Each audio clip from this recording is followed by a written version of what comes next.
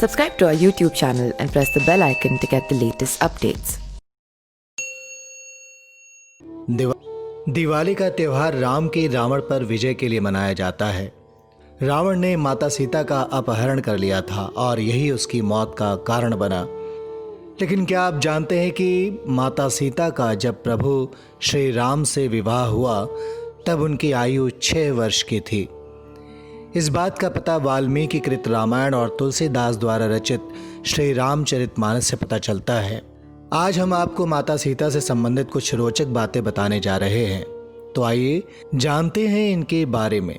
रामायण के एक प्रसंग से पता चलता है कि विवाह के बाद सीता 12 वर्ष तक अयोध्या में रहीं और जब वे वनवास पर जा रही थीं तब उनकी आयु 18 वर्ष की थी। इससे साफ होता है कि विवाह के समय सीता माता की आयु 6 वर्ष की थी। साथ ही यह भी ज्ञात होता है कि भगवान श्री राम और माता सीता की उम्र में 7 वर्ष का अंतर था। विश्वामित्र ने ही राजा जनक से भगवान श्री राम को शिव धनुष दिखाने के लिए कहा। तब भगवान श्री राम ने खेल ही खेल में उस धनुष को उठा लिया और प्रत्यंचा चढ़ाते समय वो टूट गया। राजा जनक ने यह प्रण किया था कि जो भी इस शिव धनुष को उठा लेगा उसी से वो अपनी पुत्री सीता का विवाह कर देंगे। प्रण पूरा होने पर राजा जनक ने राजा दशरथ को बुलावा भेजा और विधि विधान से माता सीता का विवाह भगवान श्री राम से करवाया। वाल्मीकि रामायण के अनुसार एक बार जब राजा जनक यज्ञ की भूमि तैयार करने के लिए हल से भूमि जोत रहे थे, उसी समय उन्हें भूमि से एक कन्या प्राप्त हुई। जोती हुई भूमि को तथा हल की नोक को सीता कहते हैं, इसीलिए इस बालिका का नाम सीता रखा गया।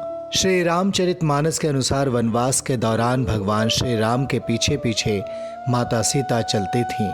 चलते समय माता सीता इस बात का विशेष ध्यान रखती थीं कि भूल से भी उनका पैर भगवान श्री राम के चरण चिन्हों पर न रखे। भगवान श्री राम के चरण चिन्हों के बीचों बीच पैर रखती हुई सीता जी चलती थीं। एक बार रावण अपने पुष्पक विमान से कहीं जा रहा था, तभी उसे एक सुंदर स्त्री दिखाई दी। उसका नाम वेदवती था। वो भगवान विष्णु को अपने पति रूप में पाने के लिए तपस्या कर रही थी। रावण ने उसके बाल पकड़े और अपने साथ चलने को कहा। उस तपस्विनी ने रावण को श्राप दिया कि एक स्त्री के कारण ही तेरी मृत्यु हो गई। इतना कहकर वो अग्नि में समा गईं। उस स्त्री ने दूसरे जन्म में माता सीता के रूप में जन्म लिया। यह प्रसंग वाल्मीकि रामायण का है। वाल्मीकि रामायण के अनुसार रावण ने माता सीता का हरण अपने रथ से किया था। रावण का यह दिव्य रथ सोने का बना था। इसमें गधे जुते थे और वो गधों के समान ही आवाज भी करता था। मार्गशीर्ष मास की शुक्ल पक्ष की पंचमी को भगवान श्री राम और माता सीता का विवाह हुआ। हर साल इसी तिथि पर भगवान श्री राम और माता सीता के विवाह के उपलक्ष्य में विवाह पंचमी का पर्व मनाया जाता है। यह प्रसंग श्री रामचरितमानस में मिलता है। Subscribe to our YouTube channel and press the bell icon to get the latest updates.